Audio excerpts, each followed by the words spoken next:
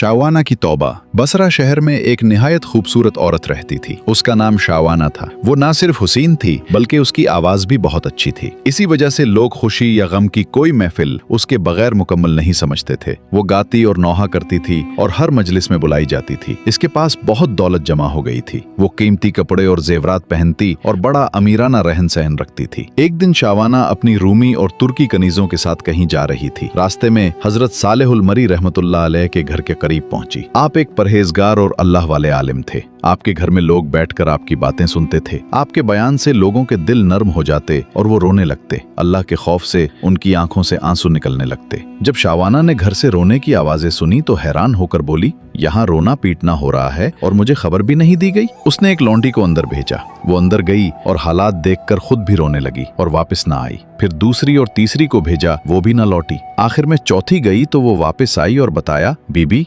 यहाँ किसी के मरने पर रोना नहीं हो रहा बल्कि लोग अपने गुनाहों पर रोते हैं और अल्लाह से माफी मांग रहे हैं। ये सुनकर शावाना हंसी और मजाक बनाने के लिए अंदर चली गई। लेकिन जैसे ही अंदर पहुंची और हजरत सालेहुल मरी को देखा तो उसका दिल बदल गया। दिल ही दिल में सोचने लगी, अफसोस, मैंने अपनी सारी जिंदगी गुनाहों में जाया कर दी। क्या मेरे गुनाह कभी माफ होंगे? वो रोते हुए बोली, हजरत, क्या अल्लाह गुनाहगारों को भी माफ करता है? आपने फरमाया, हाँ, अल्लाह की रहमत तो उन्हीं के लिए है ताकि वो सीधे रास्ते पर आ जाएं। शावाना ने कहा, मेरे गुनाह तो आसमान के सितारों और समंदर की झाग से भी ज्यादा हैं। आपने फरमाया, अगर तेरे गुनाह शावाना से भी ज्यादा हों तो भी अल्लाह माफ फरमा देगा। ये सुनकर वो चीख मारकर रोने लगी और बेहोश हो गई। जब होश आया तो कहने लगी, हजरत, मैं ही वो शावाना हूँ जिसके गुनाहों की मिसाल दी जाती है। उसी वक्त उसने कीमती कपड़े और जेवरात उतार दिए, पुराने कपड़े पहन लिए, सारी दौलत गरीबों में बांट दी और सब गुलाम आजाद कर दिए। उसके बाद उसने दुनिया के काम छोड़ दिए और अपने घर में इबादत शुरू कर दी। वो दिन रात अपने गुनाहों पर रोती और अल्लाह से माफी मांगती। अक्सर कहती,